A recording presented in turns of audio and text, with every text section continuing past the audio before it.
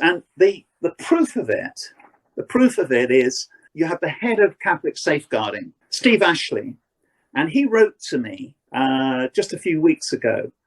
And this is what he said about ICSA. He said, ICSA was obviously put in place with the intention of dealing with this being historic abuse.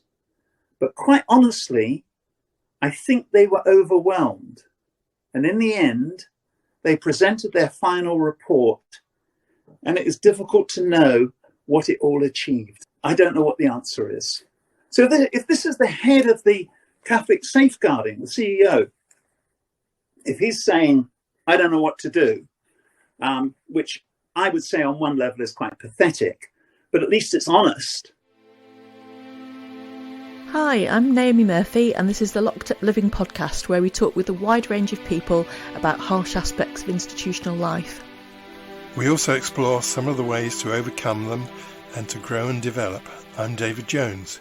So join us every Wednesday morning, 6 o'clock UK time, for a fresh podcast. So we're really excited about today's guest. He'll be a familiar name to many of you. Pat Mills has been a successful writer and editor of popular culture from the age of 20, and he's developed comics, novels, science fiction, film and game work. Pat's best known as the developer of Judge Dredd and writer of Charley's War, which is a long-running anti-war saga that sells throughout Europe. All of Pat's stories are about fighting abusive authority figures. But we're not only interested in Pat's artistic endeavours. Pat would also be described as a whistleblower. He's got a really insightful grasp of the structure of the Roman Catholic Church and how its highly organised structure has enabled a network of paedophiles to operate within it. He's working hard to expose this and make it more transparent to others. And whilst I have a strong feeling this conversation is going to be shocking and depressing in places, it's really good to be able to welcome you on, Pat. Hi. Good morning. Hi, Pat. It's really good. Hi. Really good to meet you. And I've been fascinating reading up about your work this morning, and particularly interested in Charley's War, which sounds like a really worthwhile and fascinating series of work that you did. And we'll probably mention that maybe later on. But Pat, can you tell us how you came to discover that writing and animation was your thing? How did you get into it? Somewhere around about the age of 8, I decided I wanted to be a writer. And the reason I say that is because I can remember at the age of 9 being jealous that some 8-year-old had got a book published and thought, Christ, I've got to catch up with them. And I submitted my sort of first story to BBC Radio at 10. So yeah, it goes back a long, long way. I'm not quite sure what sparked it off as an idea, as something I should do. And in fact, it's got me curious now. And because I tend to probe memories quite a lot, and usually with some success, sometime after this video, I shall probably look at that and find out why. I most of my childhood was a blank until I started sort of probing the memories, and the answers do actually come up. So that will be the next one on my list. Thank you. I'm still curious, though, because I'm trying to imagine what kind of school did you go to that gave you this kind of opening for your imagination?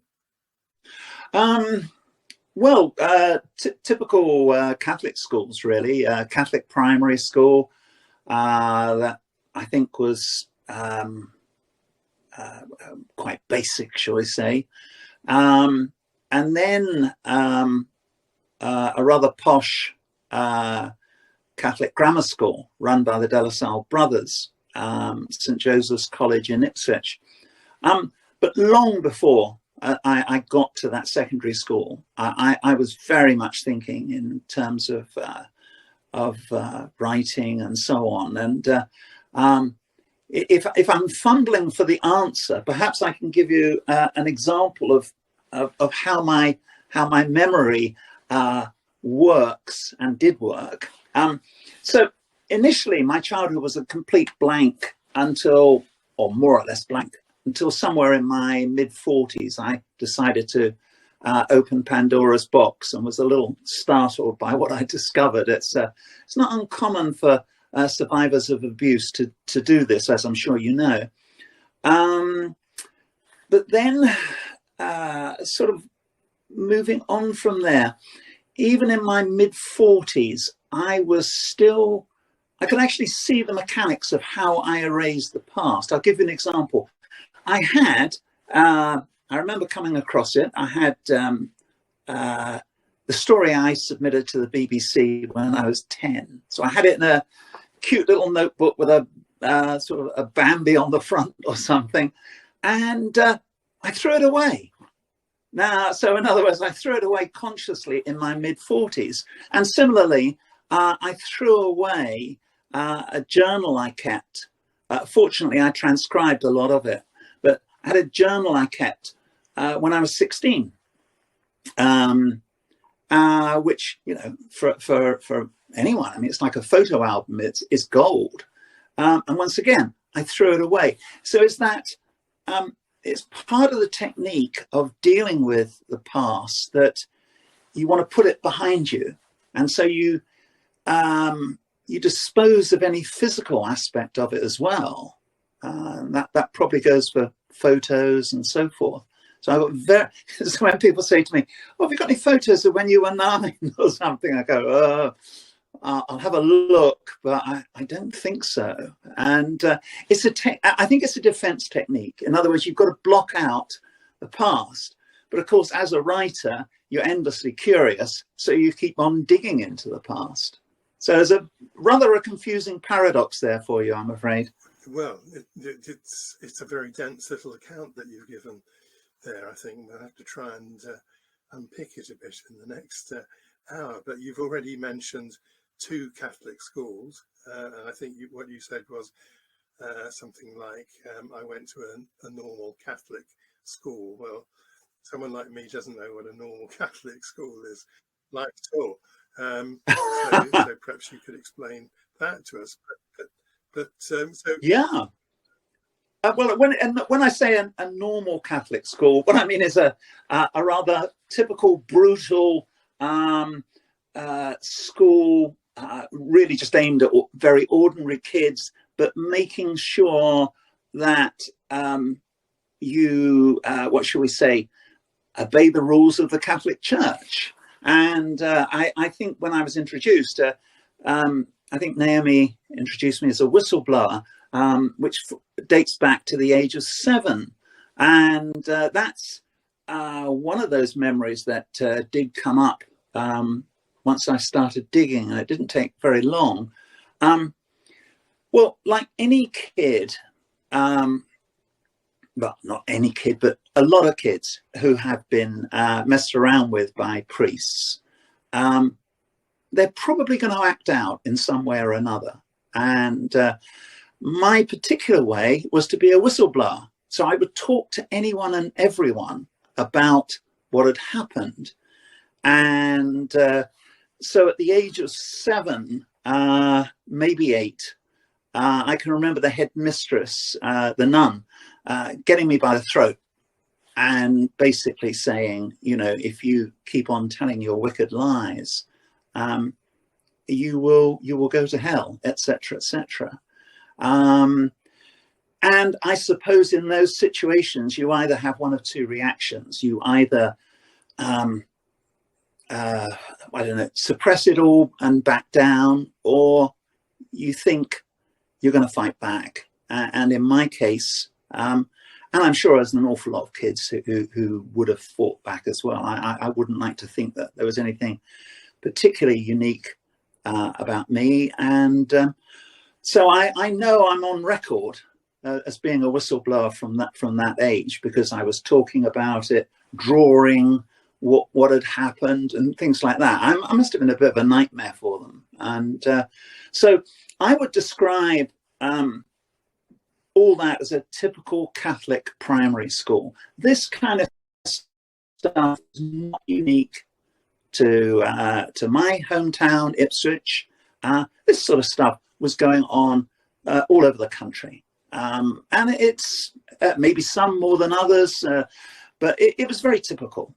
And so, yeah, that was my typical primary school. And I then went on to a typical Catholic grammar school. And again, my experiences there were hardly unique. There's possibly one difference, which is essentially, I think there was a chain of abuse from the age of 6 right through until the time when I left home. I left home at the age of 16, which is quite young, and I think that speaks for itself as to why. My mother was a devout Irish Catholic widow now, and with mental health problems. So in that era, and perhaps even today, the church's policy, which is utter hypocrisy, they actually say we're here to help children and widows, and I think they still say that today. And what I would say to them is, get the hell away from them, because you are a threat to them. Even today, children are in danger from the Catholic Church. And I've written a lot about this and so on. But to come back to my fairly unique experience, I think I was indentured into the Catholic Church, and my brother as well, who's a few years older. I think we were property. And so what that meant was that whilst there would be, there must have been some up aspects to it. I mean, the grooming and presence and attention and so on. And I think that would be there as well. But essentially, it was a continuum of abuse, whether it was Catholic priests, Catholic laity, which included Catholic female laity, and finally, De La Salle brothers. That sounds like a hell of a lot. And every so often when I kind of chalk them up, I have to consult. I look at books by other survivors, and there's enough of us out there who've had similar experiences. Because it is weird when you get a situation where, well, not weird, I mean, it's tragic, it's horrible, where one person can be completely broken by one awful abusive encounter.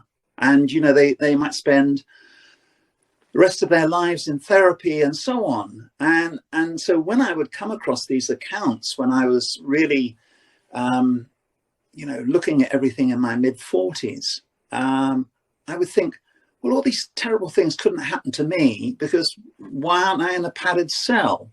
And eventually, after a while, you do make sense of it. But there's a lot of unpacking. It was a lot of unpacking to do. And I'm touching wood here. As I say, I think I've probably unpacked the majority of it now.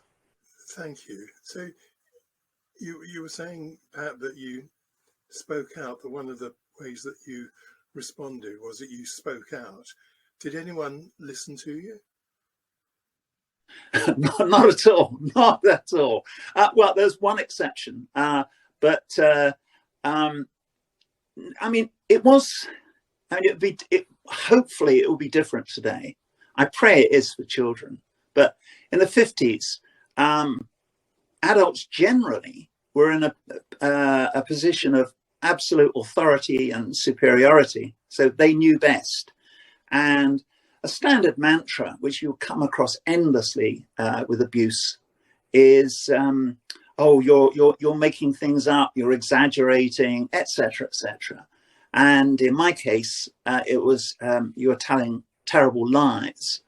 And I can even remember at the age of, I think it was 10, having a long conversation with myself, quite a thoughtful one, which was, I've really got to stop telling lies. This is causing me problems. And I can remember that part of it. but what I can't recall is how I decided to ignore that advice I'd given myself and just carried on.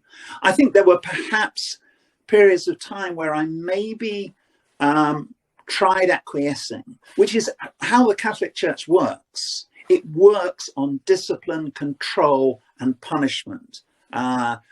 There's certain sinister aspects of it which are rarely ever enter the media. So I'll mention just one now, which is the oaths of allegiance, which are a form of mind control. And there's a series of them which continue into adult life.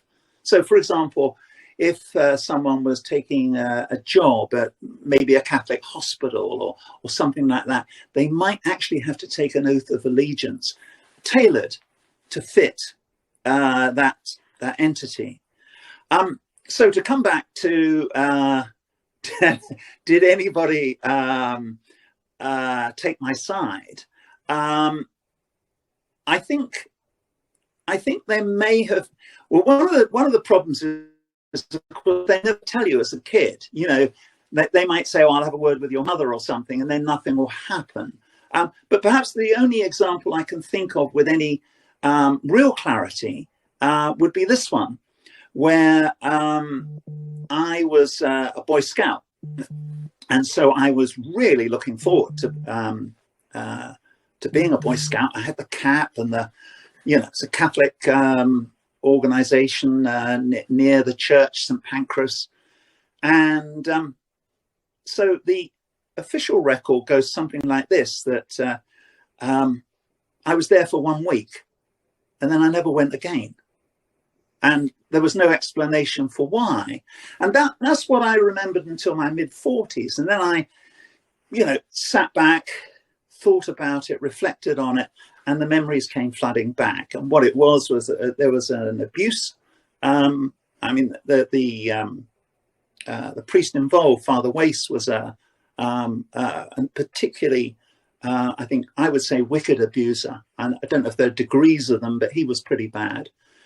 And I told my mother's boyfriend. Now, my mother's boyfriend was an Irish Catholic, so he's very much part of that community. But something happened.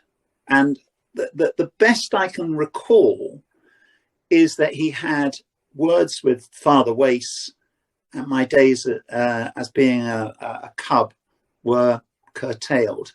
Now, the frustrating thing for me, and I would like to fantasize, particularly as a writer, that he did a bit more than just have words with Father Wace, because he was quite a vitriolic character. He was a very working class Dubliner, and my sense is he took what should we say, went into physical solutions rather than verbal solutions. But that may be fantasy on my part, maybe because I would so desperately have loved to have had a dad, a father figure who does all that, because that, of course, is at the heart of abuse, which is, I often get fellow old boys saying, well, nothing ever happened to me. I was fine. That he never approached me. And of course, the answer, which is not as publicized as, we all know this, but it does need more publicity. Abusers only go for vulnerable kids. So if you've got a dad who's a fireman or a boxer or something, they are cowards. They are physical cowards, and they will stay away. So that was a moment of joy for me, which I would dearly like to embellish and imagine him bursting into the presbytery and grabbing him by his dog collar and all the rest of it. But that would be fantasy. The hard facts are, one week I'm at the Cubs, the next week I don't go anymore. And when I ask, why aren't I going to the Cubs anymore? My mother changes the subject. And it's sad that they don't actually share with kids, the justice, the revenge that is so necessary. In other words, don't worry, son, I went around and saw him and, gave him a headbutt or whatever. That would be a very gratifying memory. But I can imagine it. Let's put it that way. Well, it was such a complex social structure, wasn't it, that everyone was enthralled to, really. But so, I mean, just to be clear, Pat, the things that you're referring to really were both physical abuse and sexual abuse, were they? Sexual abuse, yeah. Oh, absolutely. Yeah, I mean, I could get quite graphic about it, but yeah, I mean, okay, what shall I say? I'll be indirectly graphic on one example, just to sort of give you the idea. There were two priests at St Pancras. One was Canon Burrows, and his what do they call him? His chaplain, is it? I think his sidekick was Father Wace, and then later there was another abusive priest when we moved from one area of Ipswich to a council estate in Ipswich. So 3 is a heck of a lot, and to begin with, I always subscribed to the one rotten apple thing. So when the first priest, Canon Burrows, came up, I thought to myself, oh, it's just one rotten apple.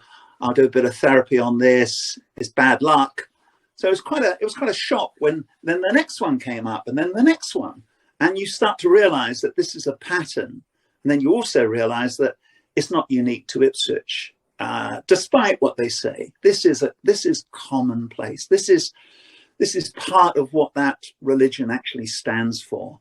But to come back to, without being overly graphic, in those days, you had school milk. This was pre-Thatcher, obviously. So you had your little I think it's a half pint of milk. And, you know, I won't focus on it now because it will actually bring up the feelings. It's like it leaves you with this one memorandum, this visual memorandum of what happened. And so that most of us, if you drink this milk, right, you just put it to your lips, and that's probably the proper way to drink milk out of a bottle. But there was one girl who engulfed the whole the top of the bottle with her lips. So it's right in her mouth. And whenever I saw her do that, I even now I can feel that, you know, it's and that kind of confirmation of some kind of oral sex, one way or the other, was the phrase I used as a child. You know, so I'm 8, I think, at that time. And the phrase I used when I saw her drinking in this rather perfectly innocent way for her, but to me it looked utterly grotesque and horrible, was boggy's milk. So that was my phrase for, and if you think about it, that's what any 8-year-old, if he was asked to describe the consequences of oral sex, he probably would say something like dirty milk, boggy's milk. I mean, it's horrible, really. So yeah, this idea also that priests and the Catholic Church even today says often, you know, it was all a little bit of harmless fun or tickling or whatever. This is all nonsense. You know, there was far more to it than that. I mean, I'll probably leave it at that one graphic example, but there are others I could give which have just similarly actually quite awful, absolutely awful. Yeah, thank you for that, Pat. So, I mean, clearly that explains why it was that you kind of escaped when you were 16 rather than staying in the longer. Absolutely. It was, and it was not an easy process because there was a whole complex chain of finances as well, which comes down to this in summary. And of course, anything to do with money takes a lot of unpacking. But in total, I mean, we were as poor as church mice. You know, we lived on a council house, council estate, had very little money. And yet my brother and I went to a very posh Catholic grammar school called St. Joseph's. And we were there in total between us for 9 years. So, you know, as in all detective stories, you know, follow the money. And the implications of that, there's no such thing as a free lunch. And I would occasionally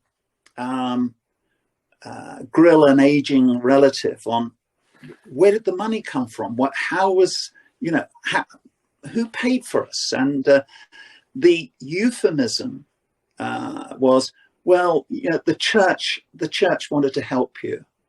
Well, there's a lot of poor Catholic kids. Why would they help me? And what was the price? And the price was being part of this pattern of abuse, and which ultimately concluded in my case around the age of 13 to become a priest. And I think it was put to me, and the trouble is that they use so much coded language. There's so much smoke and mirrors around the way the Catholic Church behaves that it often needs decoding. But anyway, if I became a priest, my education would be continued, you know, it would be paid through to university level. And that has applied to other people and so on.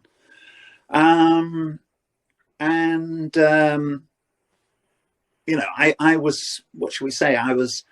The price to pay was too high. And so eventually there was a collision here, but it was a very real set of circumstances. I was signed up for a seminary, and to go to a seminary at 15, which actually they try to deny that they were sending kids off to seminaries at 15, a junior seminary, call it what you like, but they did. Well, I mean, it's a haven of deceit. So it takes a lot of working out. And so that was really the big kickoff. And, you know, I'm still a little amazed because I would have known that if I didn't comply, that they would stop paying my school fees. I mean, I wasn't a stupid kid, you know, so I knew, you know, by the time you're 15, you know, if you don't do this, there will be this result.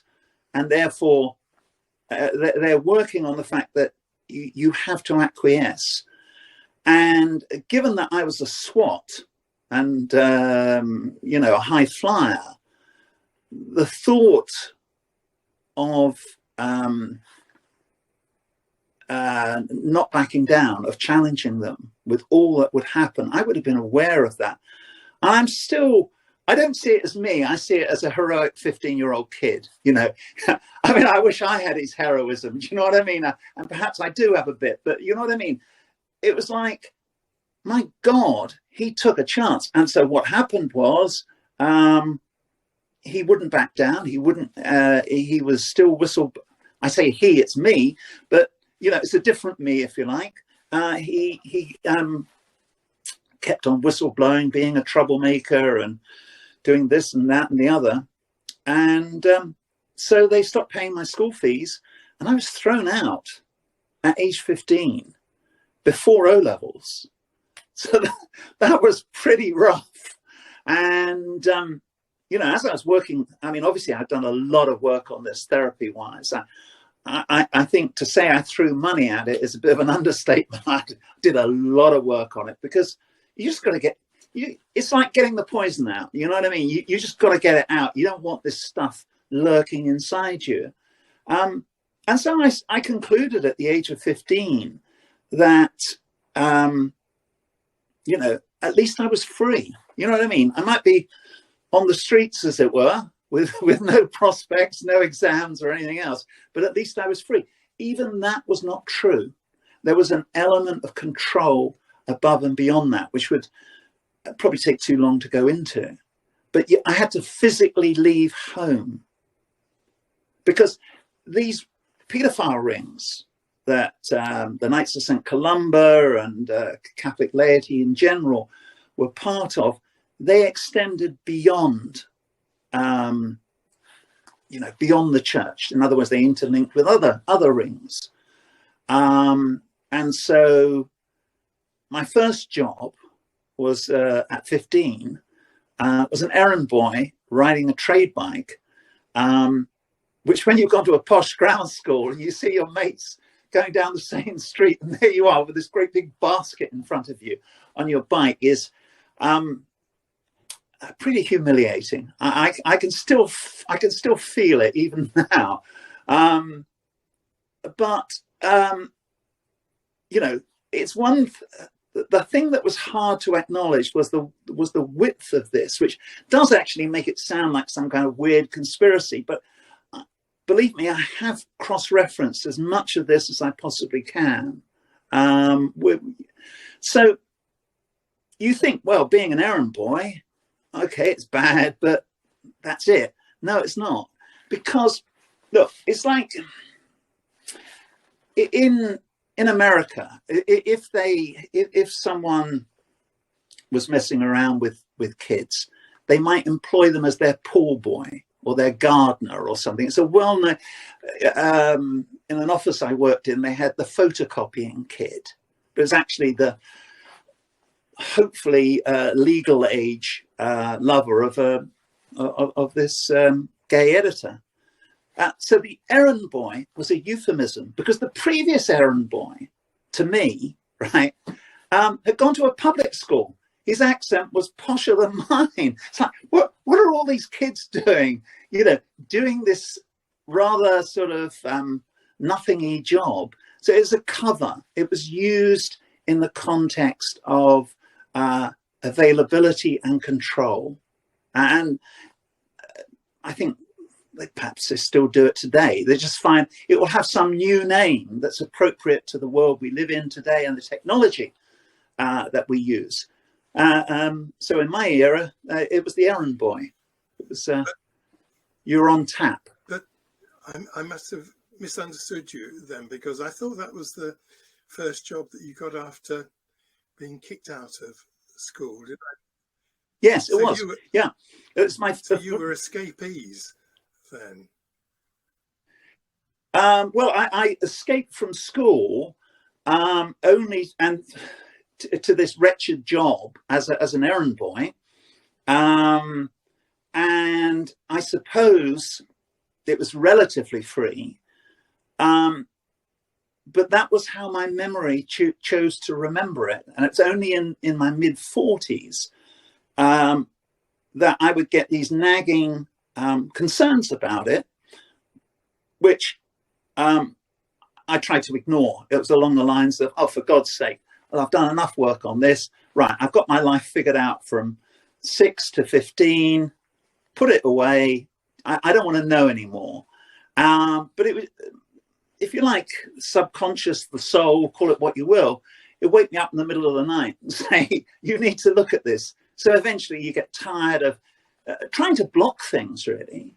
And so I had to look at it, and I found out a lot about the company that I was working for, which does actually have a link to a paedophile ring. And in case anyone there is thinking, oh my God, this is all too fantastic, this is like something out of David Icke, let me assure you it's not. And that some of the evidence around that time when I was an errand boy, which I covered on my blog, a cold case cop rang me up and spoke to me for over an hour, going over my recollections. In other words, this place I worked at was a bad place, a very bad place. And they'd gotten away with it, which is a regret, But as I say, I think cold case cops have got better things to do than chat to someone like me for over an hour, unless they feel I really have something to offer them. So my final escape was when I left home at 16, and then after that, pretty good by comparison. Let's put it that way. So I know Naomi wants to say something as well, but I'll ask one last point, if I may, Pat, because from the kind of things that you're talking about, the kind of things you're describing, it's hard not to think that really that, you know, there's a part of the Catholic Church organisation which exists to cover up really a massive paedophile ring. Yeah, that's it in a nutshell. It is maybe other survivors would not have my curiosity, but perhaps as a writer, and also because stuff I write, I'm kind of trained to research. So everything I look at bears it out. And you also have to bear in mind that our perspective in Britain is quite poor. In other words, there's an awful lot of censorship and media control here. Now, by comparison, in Australia, you will find a lot more hard evidence of the kind of things I'm talking about. I mean, for example, there's an academic study. In fact, I think there's 2 academic studies and 1 journalist study, which talks about the nature of transgenerational Catholic paedophile rings. They're all interlinked in Australia and so forth. So that, what you're just saying, that is actually confirmed as evidence in Australia. It's also confirmed in the United States, and I think there's a fair bit about it in Ireland. I don't know how far they make that link to a paedophile ring, but they certainly, in Australia, it's the case. Britain is different. My God, they really know how to censor in this country. They're very, very good at it. So our perception is not as strong, not least because we're not a Catholic country in a way that Ireland is, perhaps the United States, if you think of Boston and so on, and Australia, whereas it's spread a little more thinly in the UK. And I think that's worked to the advantage of the Catholic Church. It means it's not such a hot story as it would be in Ireland.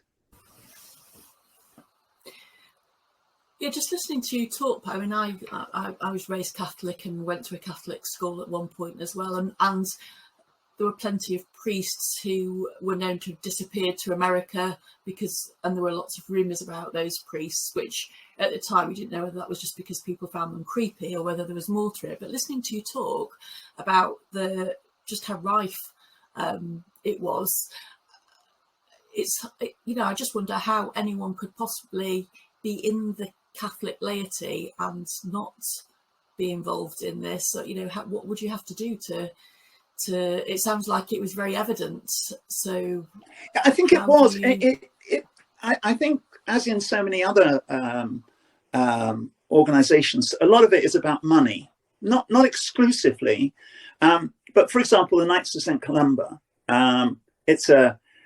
in my era, it actually was a Masonic organization. It changed its external attributes towards the end of the 1960s.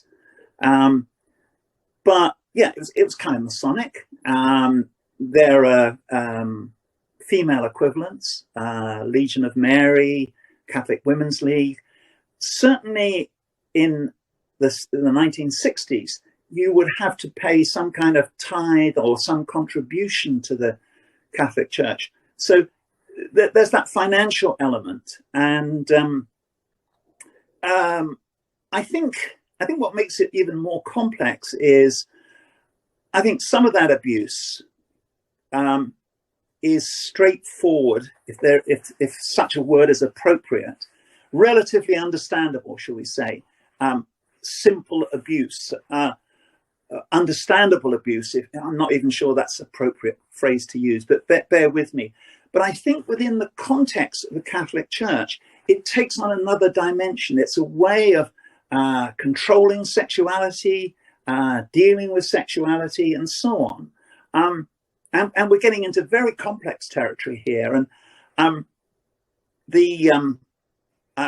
I've explored this in some detail, But what I've always been looking for is a John Pilger or a Robert Fisk who would really delve into this and think, why aren't they there? Why is this my job to do this? And there's that rather uneasy feeling of, well, you're the only one out there at the moment, Patrick, so just get on with it and shut up, you know? But what I mean by that is this hatred of the flesh, and it's a matter of, it's well recognized, the misogynistic nature of the Catholic Church. You could type in a few words and you would get reams of stuff about the negative role towards women. So when I tell you the next thing, it's not as bizarre as it might at first seem. Although when the memories came up about it, it took me a while to really. The only bits I can say with absolute certainty was that they did a, what should we say, a negative, a kind of denigration of femininity of women through St. Mary Magdalene, right? Who was a prostitute, and so that at this ceremony, whatever it was, that I went to, and I have to ask myself uncomfortable questions like, how old was I, and why would I be there? And the answers do not make me feel very comfortable. But you've got to imagine the atmosphere of a rugby club, you know, where they're all drinking and so on. It's not eyes wide shut in that sense. But I'm pretty certain they hired a working girl, and the idea was to denigrate her and what she stood for. Now, that's the bit that I know with absolute certainty. In other words, if I can swear on everything I believe in that bit is true. The next bit, I think it had to have been an initiation ceremony of some sort, and that doesn't bear thinking about as well. And I always think to myself, why isn't anyone else writing about this? I mean, you know, this is not unique to Ipswich. I mean, Ipswich was a particularly bad place. Even today, it's on record as having the highest number of paedophiles in the country. It's the paedophile capital of the UK. So it's my bad luck to have been born into this awful place. But something like that, it's got its own spin. And I think with a lot of paedophilia, it's dressed up in very colourful theatrical robes. Probably not just the Catholic Church. They dress it up in other ways as well.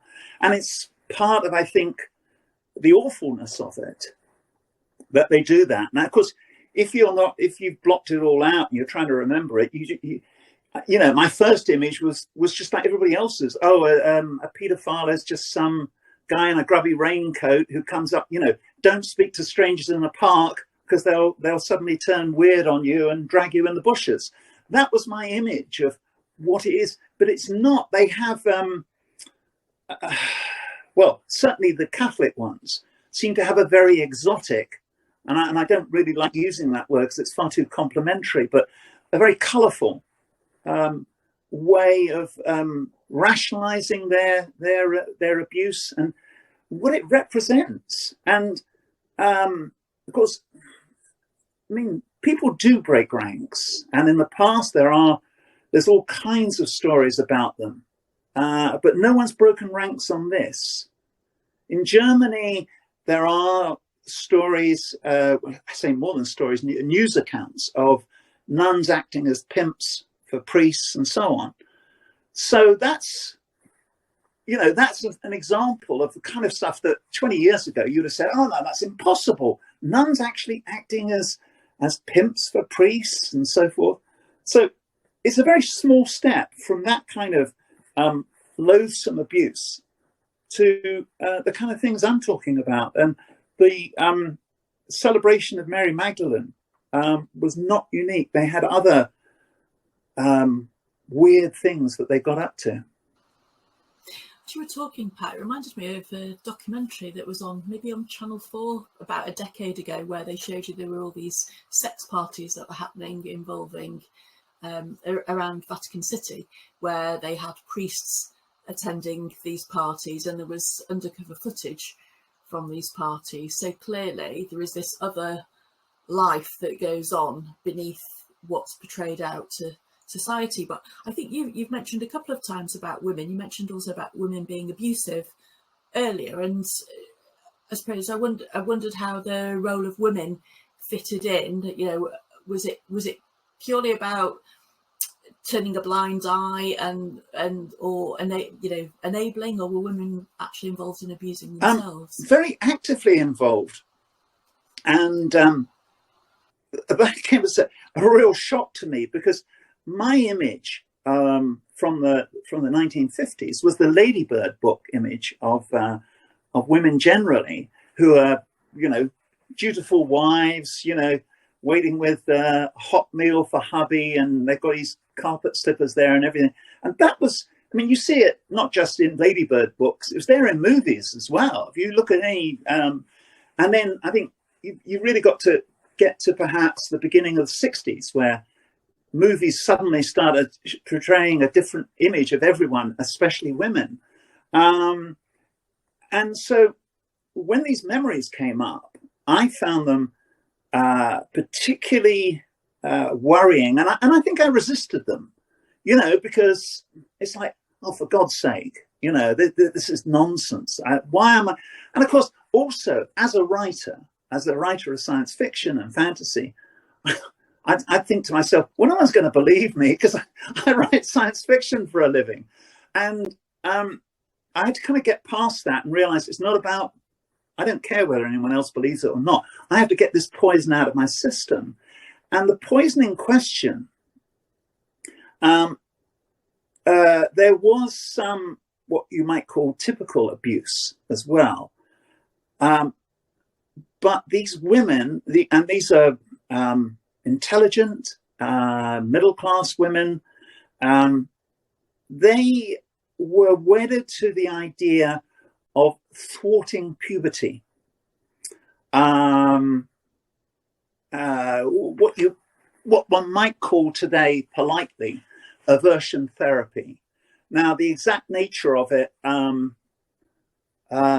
kind of thought about it, and I've got a vague idea, but and there's some records of Catholics are involved or have been involved with aversion therapy in more recent times, like I think in the 70s. It's a different thing, of course, a kind of crude early form of conversion therapy, where this boy was gay, and his Catholic headmaster said, look, if you agree to this electric shock treatment in hospital, then you can carry on going to school. That's a matter of record. So that gives you the kind of landscape. But these characters, and I say that in the plural, and it wasn't just one. The feeling that comes back, the memory that comes back is like it's like there was a rota. They took it in turns, and it was a routine. So it wasn't something that was necessarily very specifically aimed at me. I think it's actually about thwarting puberty. And the frustrating thing with this sort of thing is you have to turn yourself into a detective and say, you know, and ask yourself all those regular questions: who, when, where, how, why, and what. So what was their motive? And was it because, for example, I was acting out? So if you're, which I think I did a bit of. In other words, if you've been abused and you're talking openly about it, they want to put the lid on that. So, but I think this was much more evangelical. It had more of a logic behind it. And the hardest evidence for me is that when I add up all my therapy bills, 50%, I was going to say 40, but I think it's probably closer to 50. 50% was processing all this stuff, how I felt about it, because it's a tremendous betrayal, of one thinks in terms of matriarchal figures as being trustworthy figures and so on. And so it was very hard to get rid of. And yeah, I spent more money on that than dealing with, say, Father Wace. In putting it rather crudely, Father Wace would be maybe worth, let's say, 3 therapy sessions. These women would be maybe 10, maybe 15, something like that. So I have to ask myself, why would I waste my money talking about imaginary women doing imaginary things to a child? Of course I don't. And I'm very grounded. And there's enough circumstantial evidence to bear out the idea. This was widespread. I think it's a hangover from Victorian times. And even if you were to look at the gruesome stuff that Victorians got up to with inhibiting sexuality, I mean, there isn't that much about it in print, but it carried on. It didn't just fade away so it carries on right through to the 1960s. The most rabid example is Kellogg, as in Kellogg's cornflakes.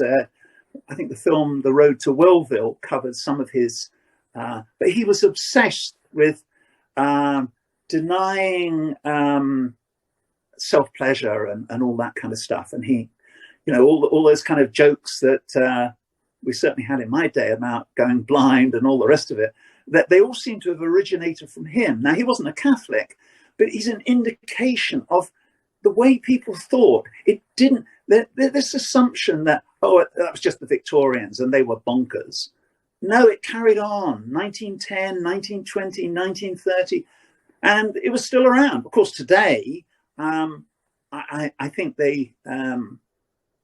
I think obviously it would have, well, you would hope that it's gone away, but these things tend to manifest themselves in other forms, like conversion therapy, which is now pretty much banned in worldwide, I think. But the Catholic Church were very, very keen on it in the past. And knowing their devious and criminal nature, my prediction would be they'll just give it a new name, give it a new style, make it seem, I don't know, hip and groovy and somehow the right thing today, and just relaunch it. It's a hatred of the flesh. And I mean, if you consider my aunt, very bright, lovely lady, and she would always say to me, just remember, the trouble all began with Eve. Now, that's such a sad thing to say about your own sex. You know what I mean? That you see yourself as somehow Eve-like in a negative and awful way. It's denigrating yourself. So if you put all that together and you imagine this Feast of Mary Magdalene, it's an outlet for all this awful misogyny. And of course, these people aren't stupid. So they know that if they were to actually say anything about it in public, that they would be pounced on and torn apart.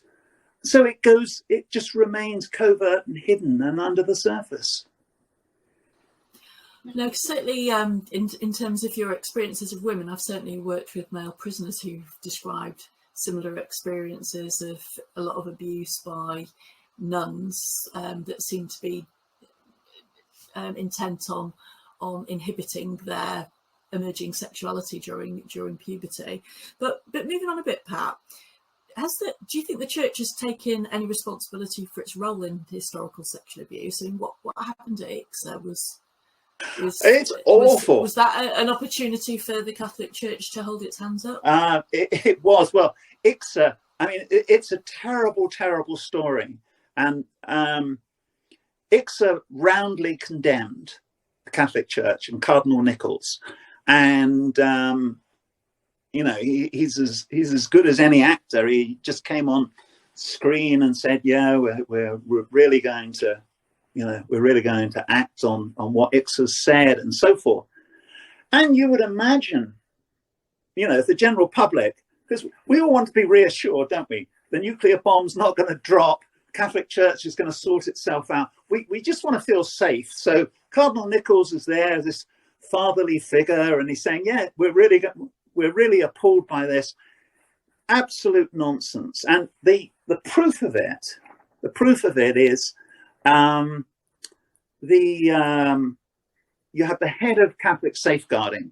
Let me see, what's his, Steve Ashley, and he wrote to me just a few weeks ago, and this is what he said about ICSA. He said, ICSA was obviously put in place with the intention of dealing with this being historic abuse. But quite honestly, I think they were overwhelmed. And in the end, they presented their final report, and it is difficult to know what it all achieved.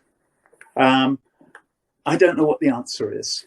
So if this is the head of the Catholic safeguarding, the CEO, if he's saying, I don't know what to do, which I would say on one level is quite pathetic, but at least it's honest. So that's where we're at today. It's I'd say actually we are in a worse situation than ICSA, because while ICSA was going on, at least there was for some people an element of a ray of hope. There was, ICSA's going to sort things out, and well, that's the view of the head of Catholic safeguarding. That's the top dude, if you like. And today, it's just in the papers today, a report on Lambeth Palace, Church of England. And I've only had a chance to scan the headlines of it, but it's the same kind of thing. It's blistering in its criticism of the Church of England, which seems to be as bad as the Catholic Church. If there's a league table, I think the Catholic Church is probably number one, but the Anglicans are just a tad behind.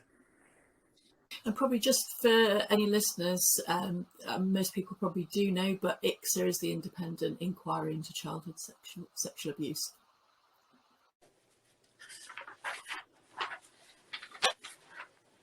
So yeah, it's I mean, it's a bad situation, and if in terms of there is no recourse. In other words, if you think that anyone who has historic abuse, they may be, if they have, what should we say, really good networking or good contacts, maybe they can break through. But essentially, they're not going to be able to.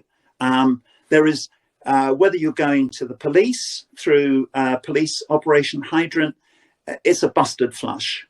There is no, there is one investigative element in the Catholic safeguarding, which has not worked out as far as I can see. And so, yeah, there's really nowhere to go other than to, I think, to focus on one's own self-healing.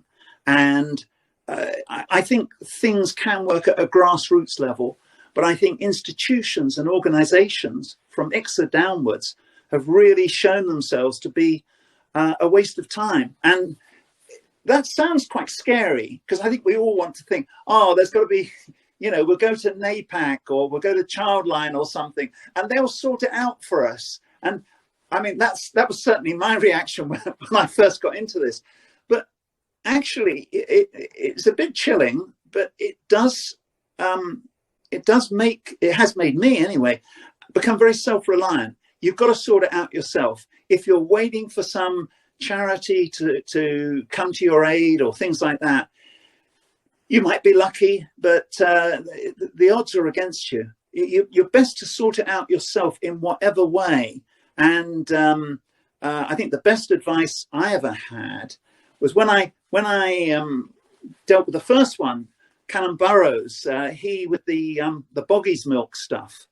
Well, I went along to a therapist, and she was a lovely lady, and she listened to me ranting and raving for several sessions. And she said to me, look, you can come along to me and you can talk about this man and all the awful things he's done and so on. And, or she said, you can do something about it. And that was a game changer for me, because I thought, well, what can I do about it? You know, because that's the thing, we all want to be law abiding and so on. So what can I do about it? And what I did in this particular instance, I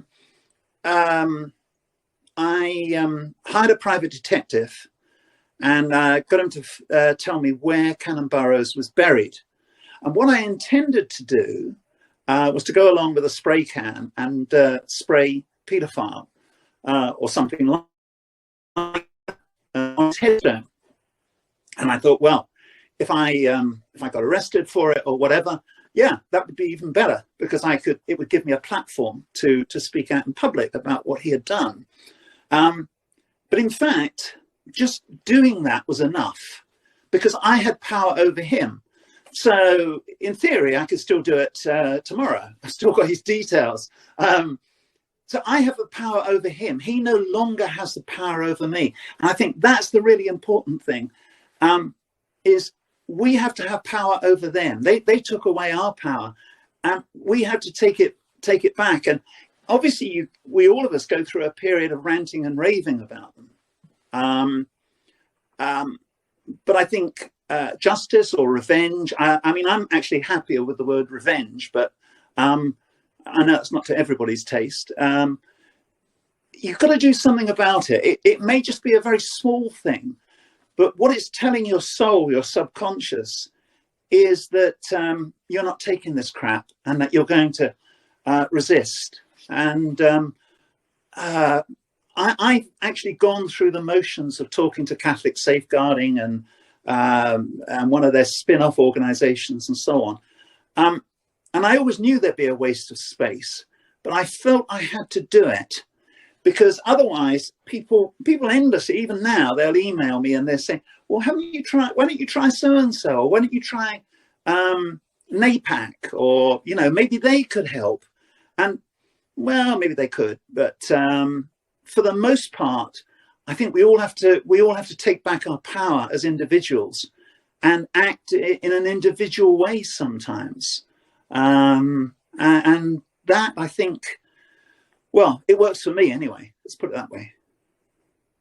That's good. Moving on from your own individual action, what would you like to see, and what do you think the Catholic Church ought to be doing?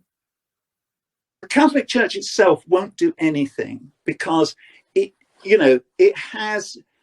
I think as an organisation, it is not what it appears to be. It has a criminal element. So it would be like saying, you know, what would you expect the mafia to do? The mafia are not going to change, and neither is the Catholic Church.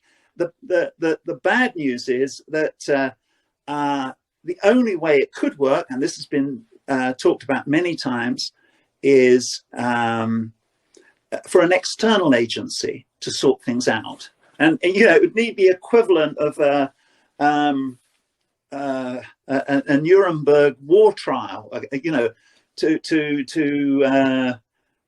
look at all these things and try and make sense of them. It needs an independent organization to say, right, turn over those files to us, do this, do that.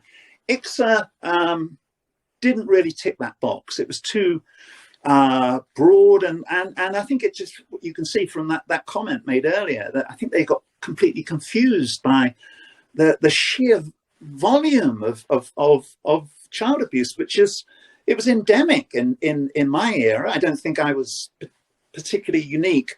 So the Catholic Church isn't going to do anything. The only thing it will respond to is force, naming and shaming. The technique that I've used has had some results, a lot of resistance to it, but it has had some results. One of the other things that I would like to see happen, and I think the chances of it happening are thin, but I have to try it. And I think that's how my soul, if you like, functions on this. As long as you keep trying things, it doesn't matter whether you win or lose.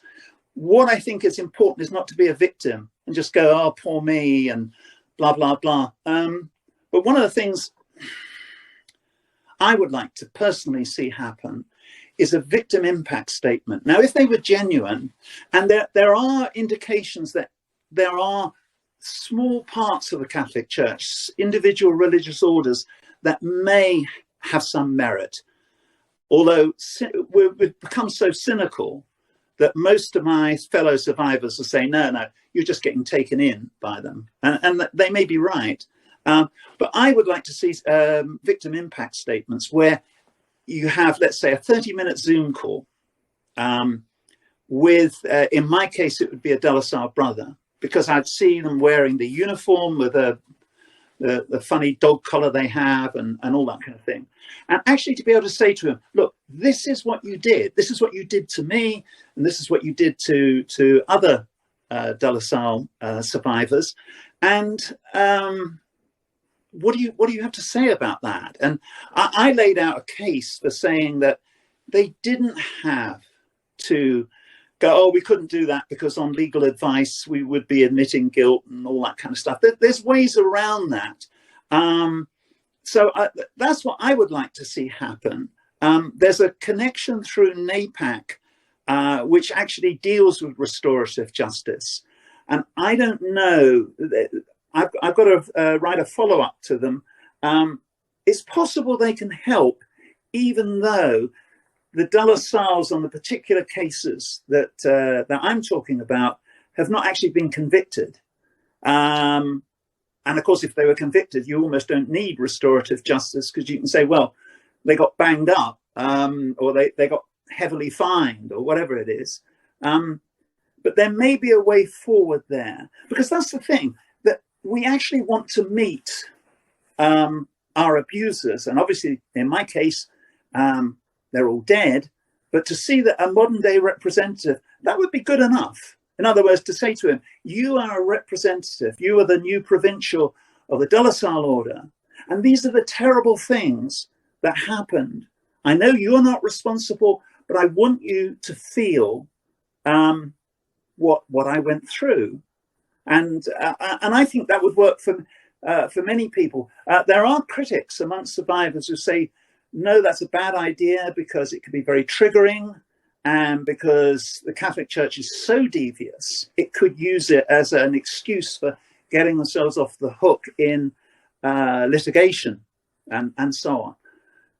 So, I've kind of opened it up as a discussion document. I'm not saying they probably won't do it because, underneath their external veneer, which is one of extreme passive aggression, which doesn't earn them brownie points with survivors. When you get very curt, passive-aggressive responses from them, it just makes you quite angry.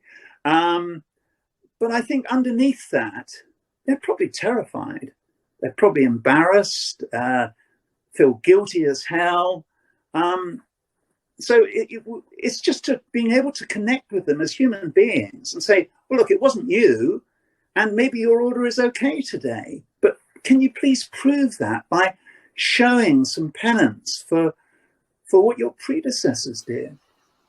Well, even though you might not be meeting with the actual individuals, I think what you've spent most of the conversation talking about is the betrayal of the organisation, how you've been let down by the organisation's failure to challenge, the organisation's complicity with what happened to you. And so actually there is something about the organisation taking responsibility, I think. And you can certainly see restorative justice can work well at an individual level, but your idea of seeking restorative justice from an organisation, it seems like there's little other hope for any sense of justice for people who've been so badly hurt. Yeah, it would seem. I think that's actually how it will play out. And I think the De La Salles in particular have a very, very bad record. This might be the eternal optimist in me, but there was I think it's the Carmelites. There was a case in Dublin, I think just about a week ago. It was Ireland's worst religious paedophile. And the Carmelites were the complete polar opposite of the De La Salles. they put their hands up and they said, they're reading their response to the media and everything. I thought, why can't we have this in the UK? In other words, they're saying, look, we got it wrong. We're going to institute financial compensation and an opportunity for survivors to meet Carmelites. Now,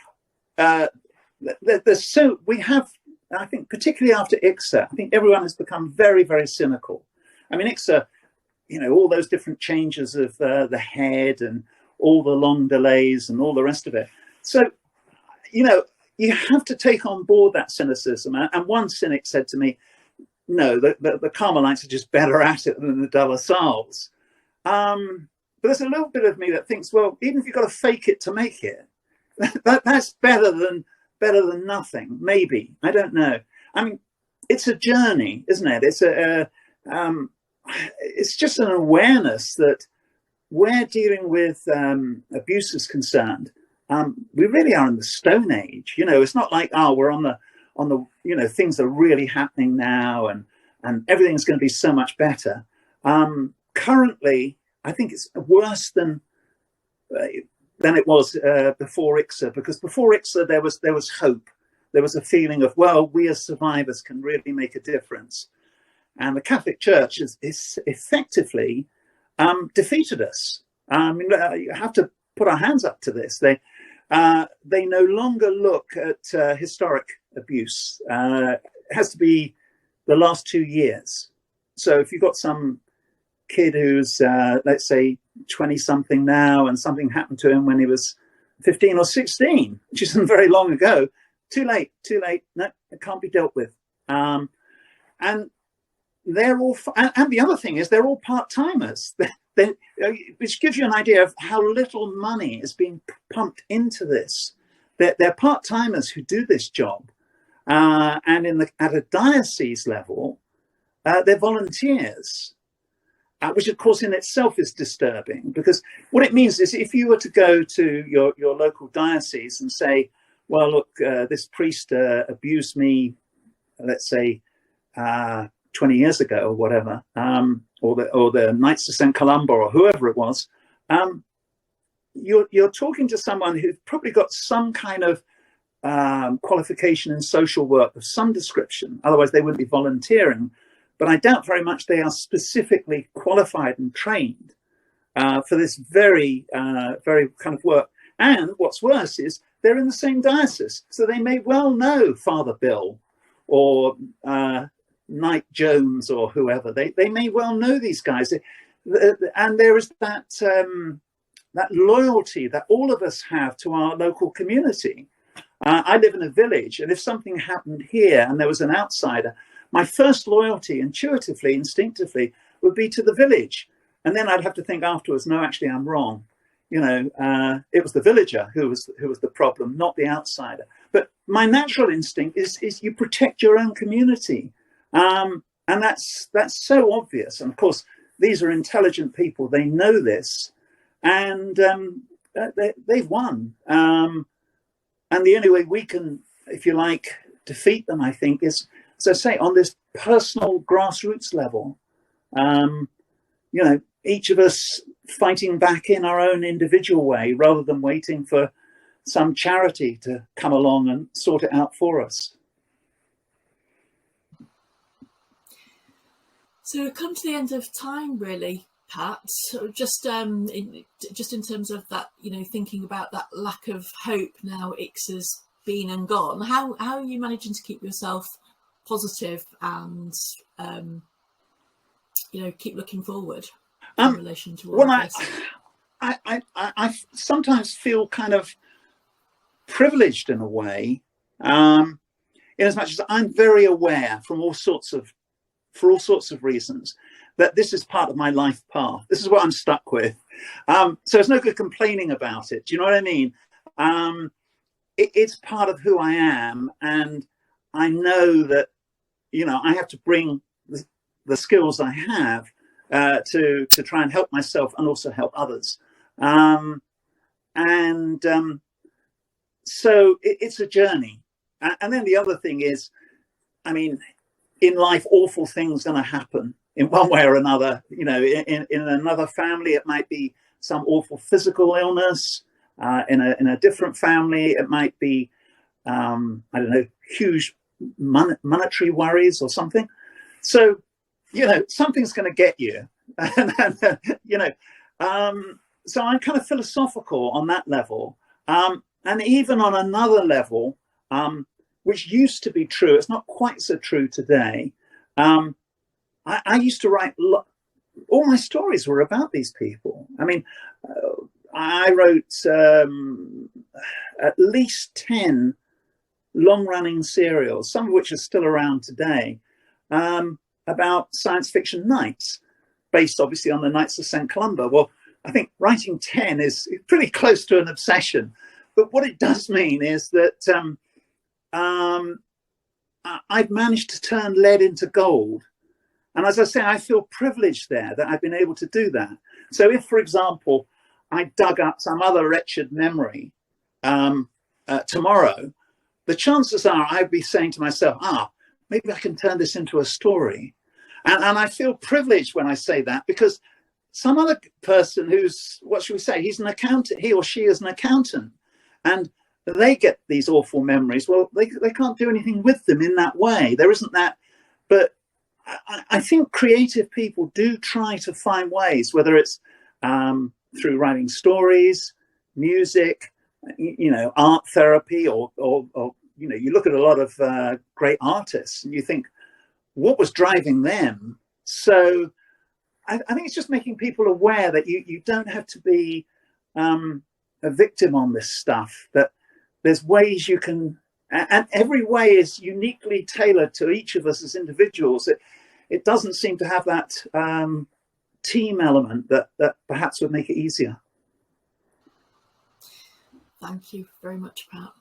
Thank you. It's really, really good talking to you both. It was, and I loved your questions, which are excellent. Really given me stuff to reflect back on. So thank you for that. Thanks. Really good to meet with you, Pat, and have this conversation. Curiously, I noticed your cat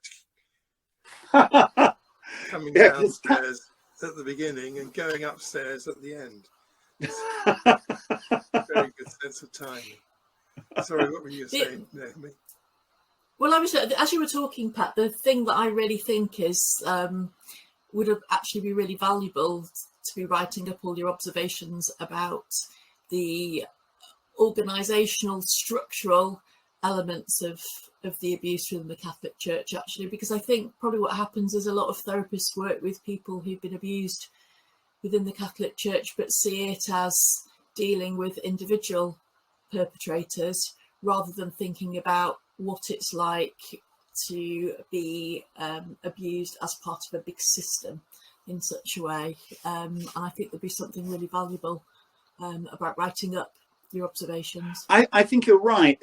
There's probably one of those diagrams that you often see where politics are concerned, where you see all these different organizations that control the United States presidency or something. And yeah, I've got an uneasy feeling that such a diagram doesn't exist where the Catholic Church is concerned.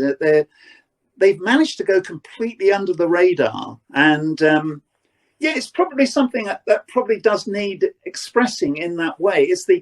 Because the interrelationship, for example, between a religious order in the UK and the Vatican and where the money goes. Yeah, I mean, I think I could probably do a tentative version, and at some point I will attempt it. But someone else said to me, words to the effect that what was actually really needed was a forensic accountant. In other words, a detective with accountancy skills, because you've got to do a deep dive through the different charitable statuses, which allow them not to pay tax on things they should be paying tax on, like Buckfast tonic wine is a part of a charity. And where does the money eventually end up? I mean, those are things none of us know. It's and we are all surprisingly not very curious for the most part. I mean, I wouldn't have been were it not for this particular, series of events that happened to me. I mean, most of us think, oh, how's that working? Why have they got all that land over there? And who do the rents go to?